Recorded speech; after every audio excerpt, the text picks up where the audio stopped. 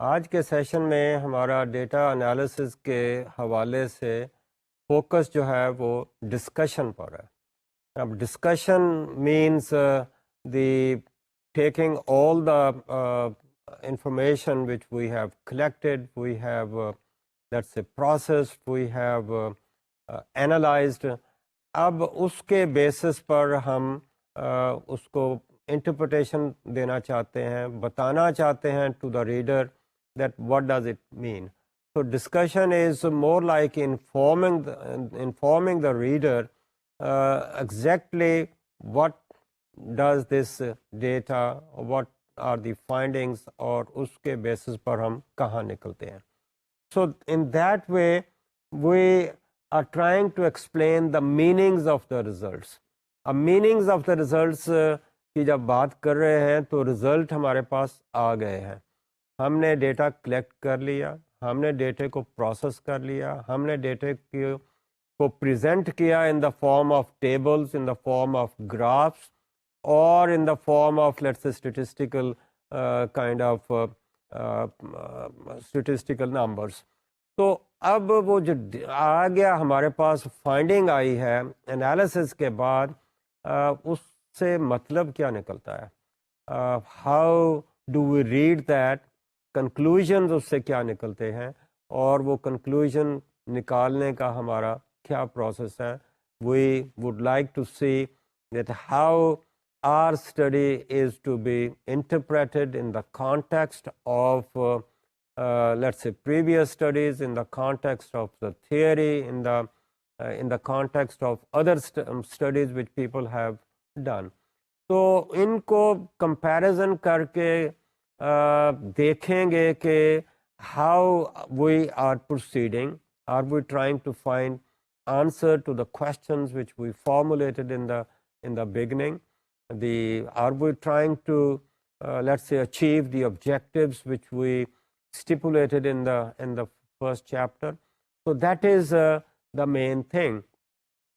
So we see that our reader understands what we are trying to tell the reader. So this is probably very important kind of area. Rather आप ये भी कहें कि this is more like a heart of the whole report, because it has functions to answer the questions posed in the introduction, to explain how the results support the answers, and how the answers fit in with existing knowledge on the topic. So to help the reader to determine what can be positively learned from what we are presenting to the person, and what could be, let's say, stipulated, what could be generalized. From that, I think we try to play with these data, with the findings, compare it with other findings, and then see कि हमारा जो theory हमने let's say जहाँ से हमने derive किया था, उससे जो हमारा नतीजा निकलता है वो क्या. ओके, लेट मी से इन अ डिफरेंट वे. थियरी से हमने हाइपोथेसिस डिराइव की थी, that was positivistic kind of approach, that was deductive kind of approach. अब जब डिस्कशन की बात कर रहे हैं, we are actually following inductive approach. Inductive approach में हम यहाँ कर रहे हैं कि हमारा फाइंडिंग्स क्या है, उन फाइंडिंग्स की इंटरप्रिटेशन क्या है, वो फाइंडिंग्स जो प्रेजेंट लेट्स से नॉलेज है या अदर रिसर्चेस हैं सिमिलर, उनके हवाले से ये कहाँ है, उनके साथ कंपेयर करें तो ये कहाँ है.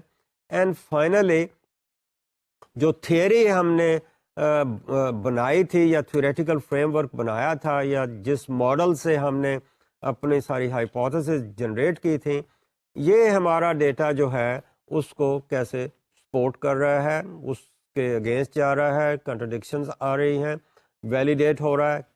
So this is from specific kind of data information we are moving towards the testing of the hypothesis, and from testing of the hypothesis we are moving towards the body of knowledge, generalization, जो कि पुरानी theory की जहाँ से हमने derive की थी कि क्या ये हमारा डेटा जो है उस जनरलाइजेशन की तरफ जा रहा है, उसको वैलिडेट कर रहा है कि क्या हो रहा है. So here probably we are focusing more on the inductive kind of approach and see how does this finding research fit into the body of knowledge. So इसके लिए हमें चाहिए कि we have to organize our whole, let's say, activity, और जिसको मैं ये कहूँगा कि organization of the discussion, to develop an outline, and then we would like to proceed. And I would like to give you, that's a number of guidelines. There are 13, 14 points. And the first point is organize the discussion from specific to general. ये जैसे कि मैंने अभी कहा, the पहला point जो है from specific to general. That's more like inductive kind of approach. कि हमारी अपनी findings हैं, research है, उसमें से हमने डेटा कलेक्ट किया है, डेटे को प्रोसेस किया है, एनालिसिस किया है, और उसके बेसिस पर we are coming up with something, some kind of generalization. So from sample study kind of situation, we might be trying to make a generalization to the population. So this is following that inductive kind of procedure.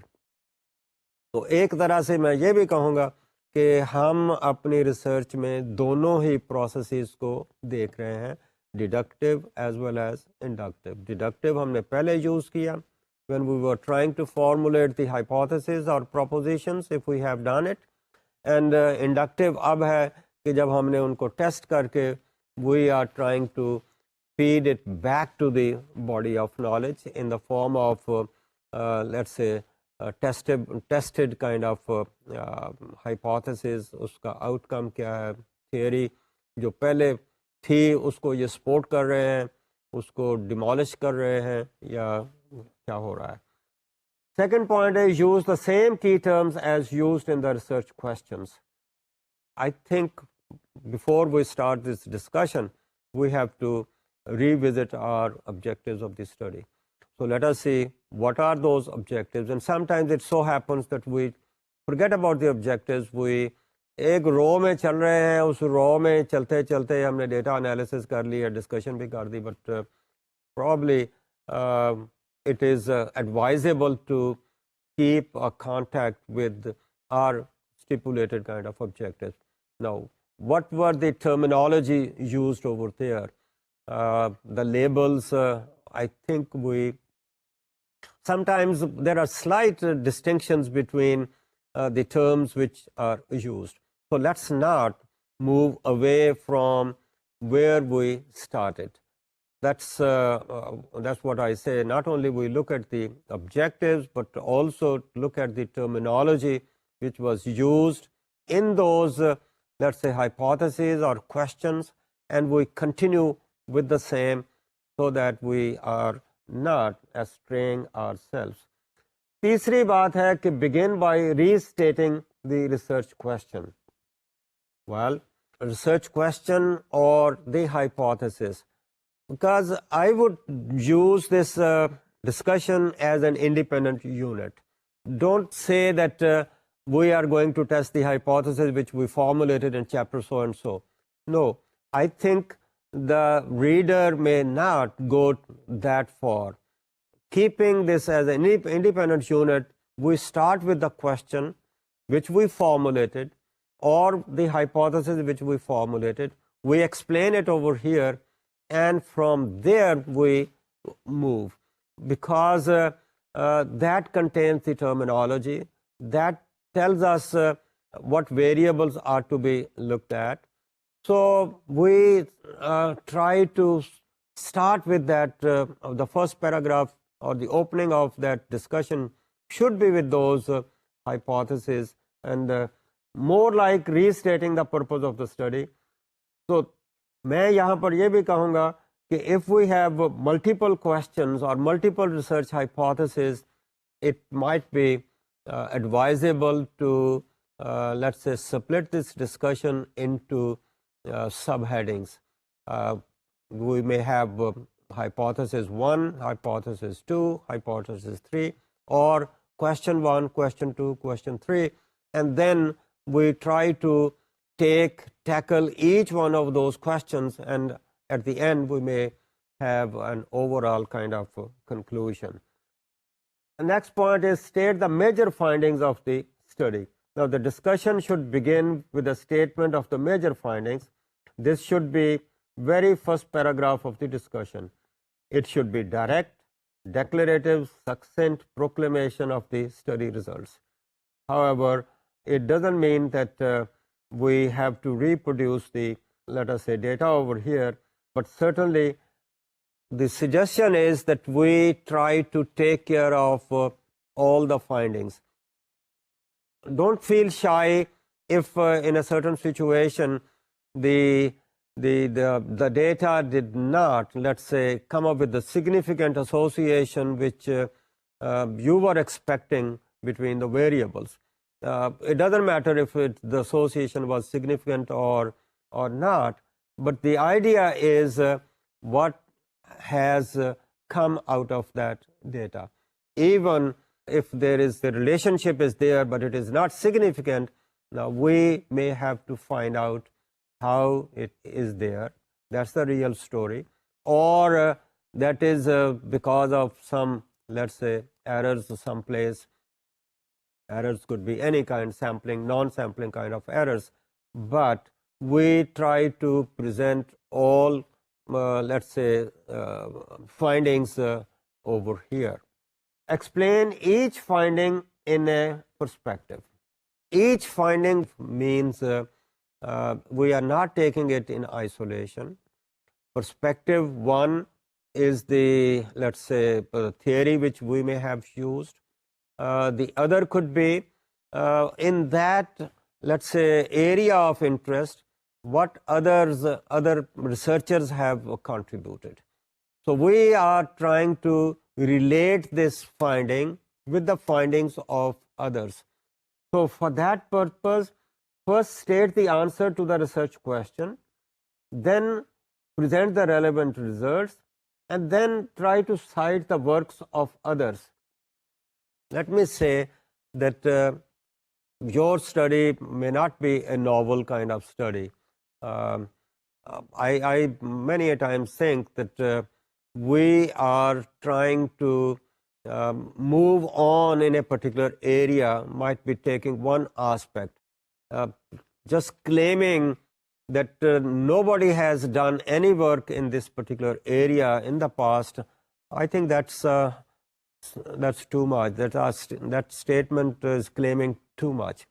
The people may have done a research on some aspect or similar aspect of that topic. And nowadays, I think with the help of the technology, we can really find out where that information could be located. So internet is very helpful in locating the things. So let me say, definitely picking up a topic and then doing all that exercise for conducting the study is fine. But let us see that how this study is related with similar other studies. I'm not saying the same studies, I'm saying similar other studies. Similar other studies could be that maybe your study is in the area of educational organization and somebody else has done similar kind of work in an industrial organization or let's say in the business organization. But let us say there is some kind of similarity. Business organization could also be looking into the, let's say, service being provided to others. Educational organization is also service providing kind of organization. So it depends how do we make a comparison. So we try to bring our study in the context, in the framework, making a comparison with other studies. Does this study support the findings of the previous studies? Are there differences?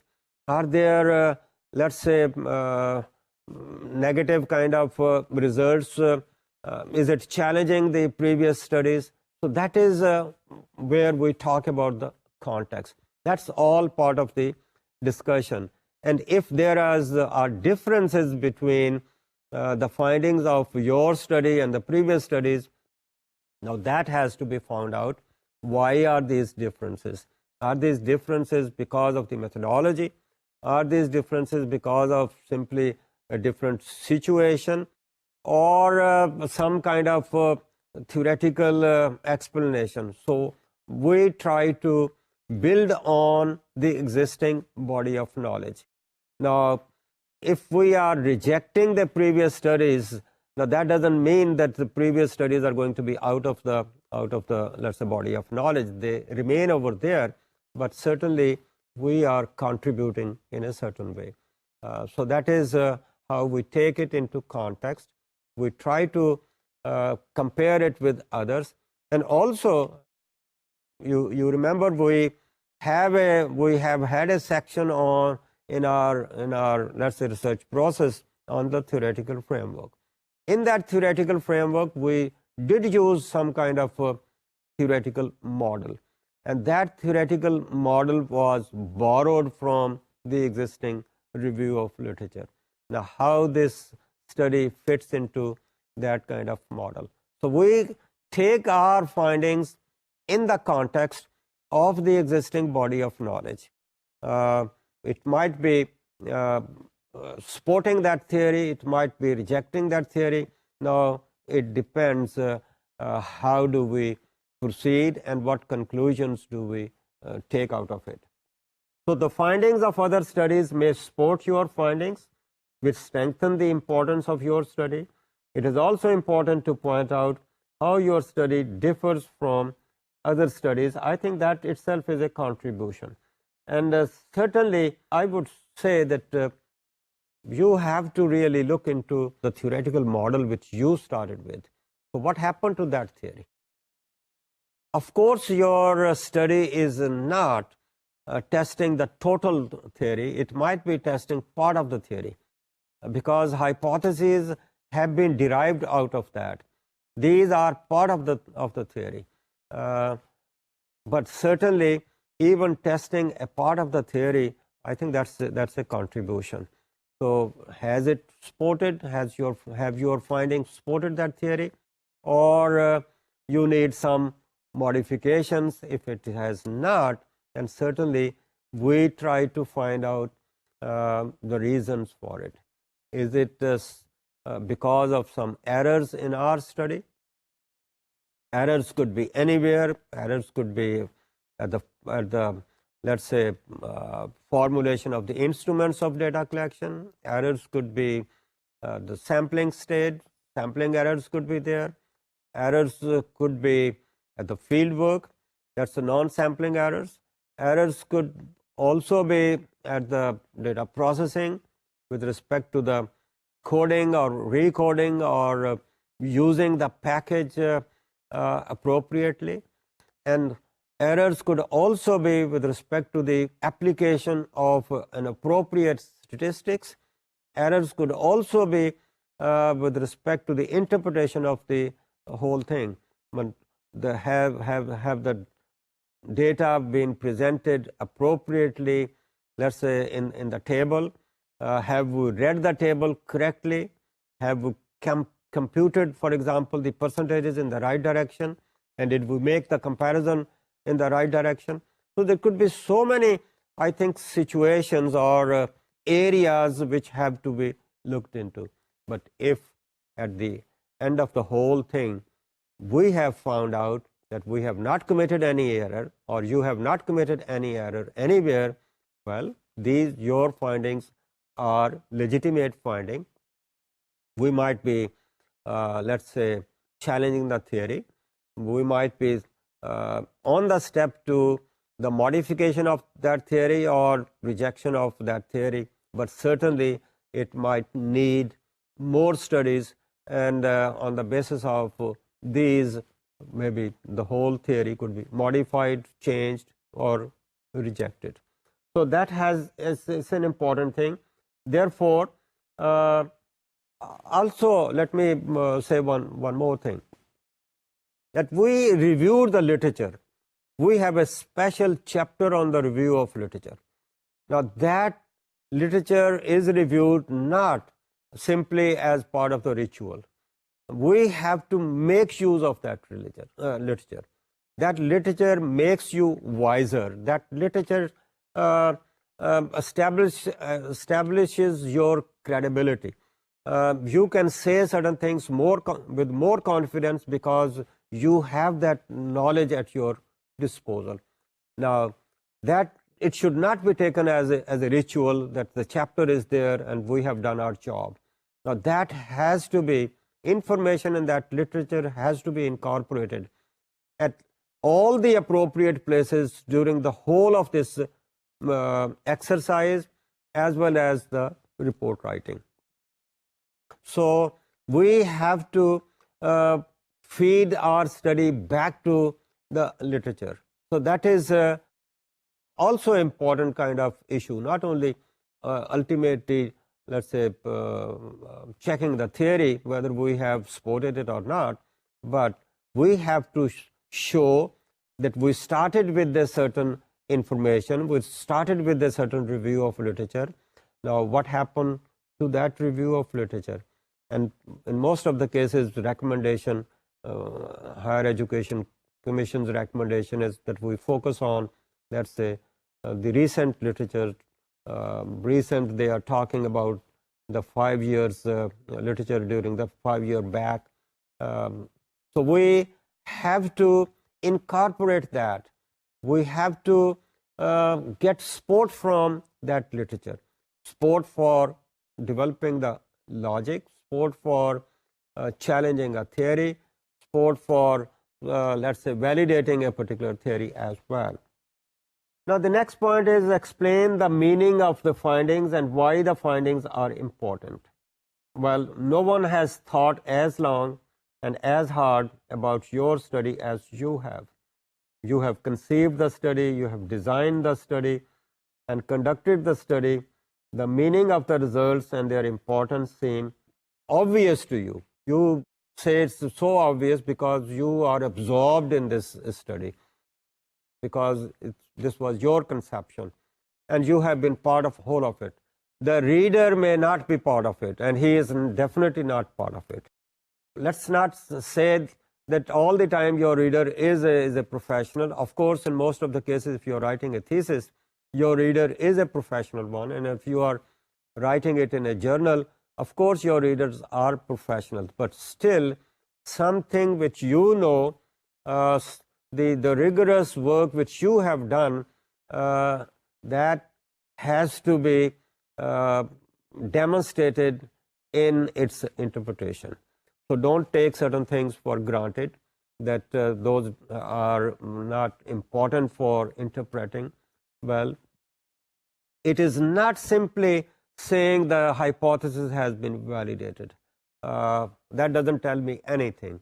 That's more like the relationship between the two variables, and you might be having a very significant relationship supported by statistical, let's say, value of the test which you have applied.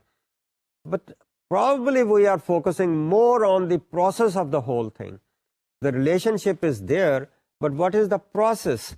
What are the steps? Why one variable is related with the other one, or why is there a positive association or a negative association? I think that's what is to be told. How did you reach that kind of conclusion? How did you formulate that kind of hypothesis? So the reader does not know that. Even if he knows that, maybe his approach is different than yours, but still we have to do our job. We are not leaving things to the interpretation of the reader on his or her own. We have to tell our let's say, claim, our stand, and then let's see how the reader evaluates that kind of situation. So explain the meaning of the findings and why the findings are important. That's what I was talking. Statistically testing the hypothesis is a finding. As I said earlier, we have to tell more than that. Particularly if we are submitting this, let's say, report to somebody for taking an action, then perhaps we have to really build up the argument with respect to the process from moving one point to another point, from here to there. And we have to, let's say, lay down the roadmap, lay down the process, how we move from here to there, from the relationship which we see between the two variables or multiple kind of variables. So that process is important, which has to be elaborated, explained. It's not simply saying that the hypothesis has been tested and that there is a significant kind of relationship between X and Y variables. So explanation if the relationship does not reach the significant level. That's another thing. The relationship is there, but it is not significant. Now, we may have to really explain that as well. That's an important finding. But again, are there some factors which are moderating that kind of relationship? So let's say suppressing that kind of relationship, or that is how the situation is. I think the researcher has to give his or her own explanation of the finding. So defend your emerging answers if necessary by explaining both why your answer is satisfactory and why others are not. Only by giving both sides to the argument you can make your explanation convincing. But at the same time, I would also say, do not inflate the importance of the findings. Finding is there, it's an important finding, but let's be little modest. And what I'm saying is, after all the hard work that goes into the study, it is easy to attribute unwarranted importance to study findings. We all want our study to make an important contribution. Maybe we have to look into the unwarranted inflation of the importance of the study results, because it may not have a negative kind of implications. So unwarranted inflation of the importance of study results will disgust reviewers and readers. So we would like to, let's say, go with humility rather than bragging about that something has happened. It may have limitations. So let us see how our findings are challenged by others as well. Of course, our, let's say, claim or our confidence in the findings is supported by, let's say, the logic which we have used, the theoretical explanation which we have used, the kind of cautions we have taken with respect to the collection of data. But I think let's not overinflate the findings. So we go with a professional kind of approach rather than a non-professional approach, saying that we have really hit something very important. The next point is consider alternative explanations of the findings. So despite the efforts to remain objective, it is easy to consider only those explanations that fit our biases. I think we cannot ignore the fact that the values are there. Now, these values can have an effect on the data. We have values with respect to our professional approach, with respect to our subscribing to a particular perspective, whether it's a positivistic kind of perspective or interpretivist kind of perspective. Now, values are there. The biases could come from any place, from the researcher, from the sponsors of the study, or from the respondents. So therefore, I think let's not overinflate all these things. So we have to be saying something with caution, that given the situation and given the circumstances and given the kind of data which we got, with all the limitations which we can see, we are talking about our findings, and let these be challenged by others. So study designed to prove your bias rather than to discover the truth. So we have to look into these kind of things.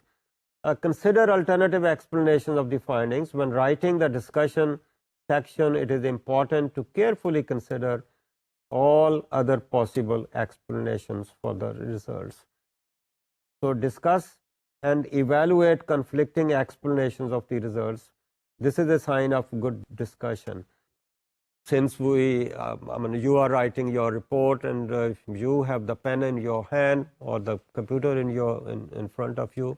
In other words, you have the rostrum, but let's not use this rostrum to criticize others.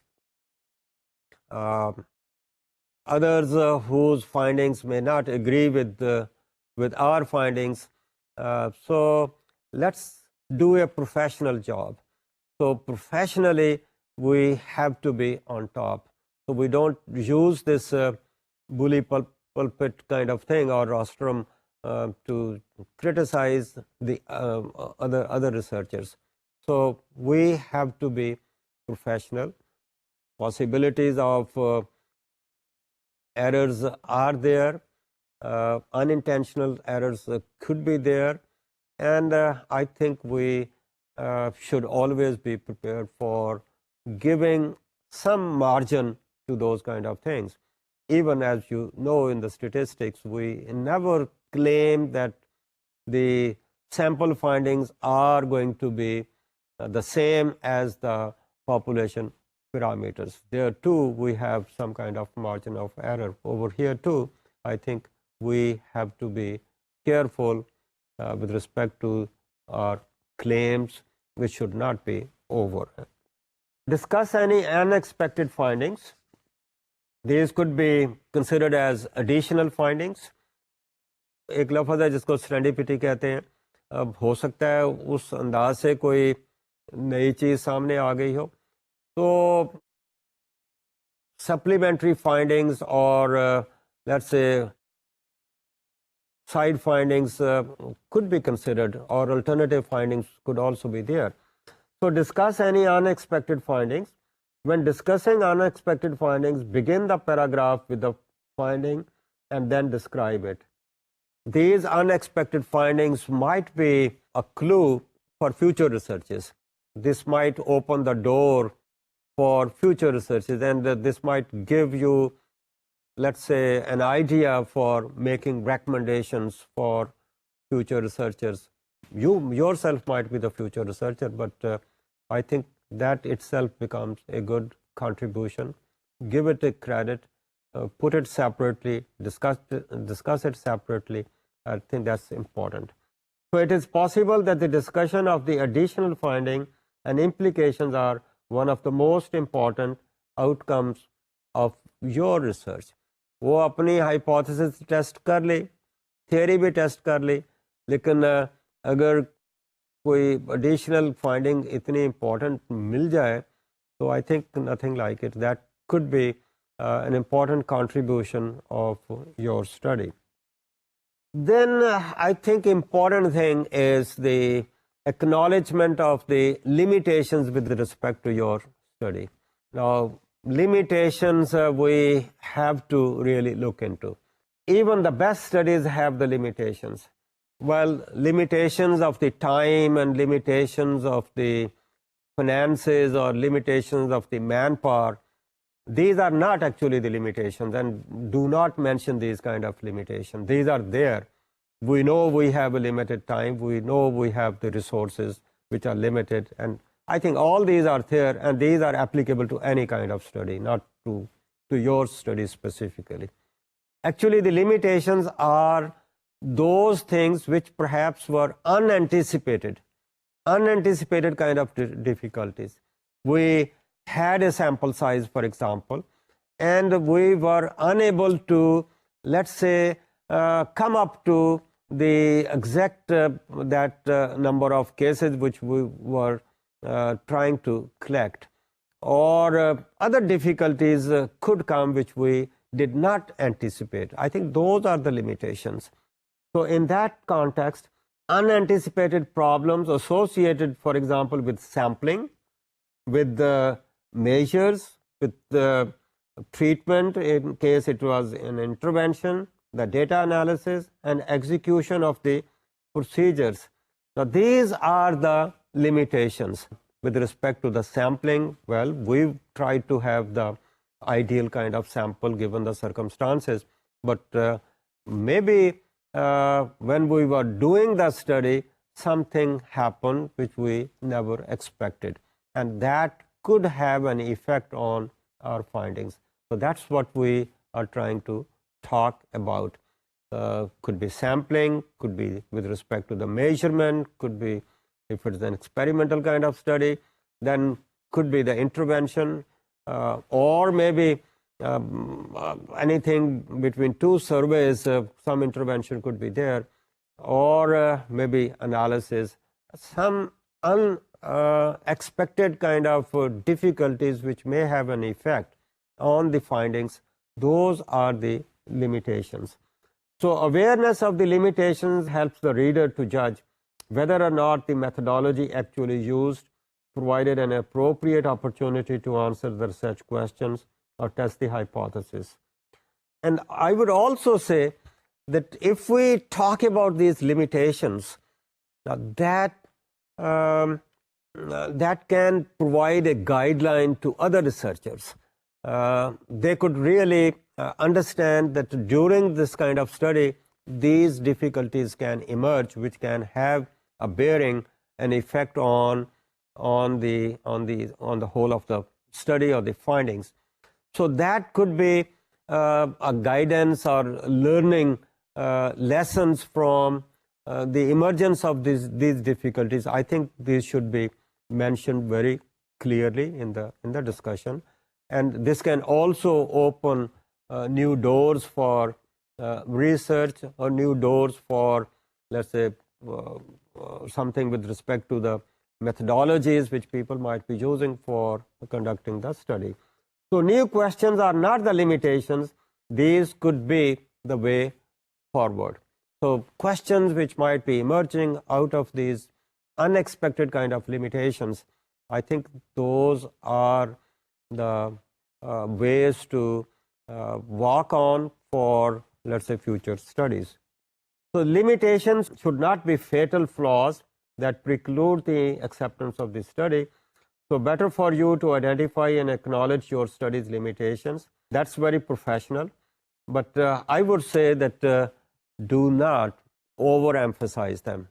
But because we don't want to present those limitations in such a way that they really have a negative impact on the importance of the study or the contribution of the study. So I think we do it in a proper way, in a professional kind of way. So identify and comment on the relative importance of these to your interpretations of the results and how they may affect the validity of the findings. When identifying the limitations and weaknesses, avoid using apologetic kind of tone. Well, we don't have to apologize. This is what happened. But certain things are there. I think in the probability sampling, the difficulties are there. It is a rigorous kind of approach. It may have more confidence in the findings, but certainly there are difficulties in reaching the people and using the instrument, people not responding or incomplete kind of things. Well, those things are there. but let's not be apologetic, because we are talking about the study on the human beings, and wherever we are talking about the human beings, I think these limitations are there. These are the limitations of the social sciences, and this is probably one of the reasons. The human factor is one of the reasons with respect to the, let's say, dependability of our predictions, and this is how we are not apologetic about that. We should say whatever it is and whatever are the findings. The next point is summarize concisely the principal implications of the findings. Implications could be with respect to many things. A series of recommendations could emerge which are based on the knowledge gained through this study. Implication of this study can be, let's look at two perspectives. Implications of the study could be in the area of, let's say, basic research. When I say basic research, I mean the body of knowledge. Has this study contributed to the body of knowledge? In what ways has it contributed to the body of knowledge? The body of knowledge could be simply a theory as such. The support of the theory, the falsification of the theory, the modification of the theory. The body of knowledge could also be with respect to the research methodology. Well, new techniques of analysis could be a big contribution. New techniques of, let's say, data collection could be there. So any new contribution with respect to the methodology or the research design, I think it's a contribution to the body of knowledge. So that's one area, that's a basic research, pure research, just knowledge for the sake of knowledge, creation of knowledge, generation of knowledge. I think that's one contribution. The other could be the applied aspect. The applied aspect could be maybe this study has been on a practical issue of the society, a practical problem of the organization, for example. If that is the case, then perhaps its findings could be utilized for overcoming that undesirable situation. Now, if we are talking about the contribution of the body of knowledge, now that knowledge could also be used, but people may not use that knowledge immediately. That's a contribution. Maybe somebody uses that knowledge later on. But if we are talking about the applied side, if the research was purely, I think with that objective in mind, that we would like to see the causes of that particular situation, then the recommendations emerging out of that could lead to, let's say, implementation of those recommendations and then overcoming that situation. Applied aspect could also be if this particular study could be used for making any policy recommendations, and on the basis of this study some policies could be formulated, or in line with the policies some action plans could be looked into. So that's the implications of this study.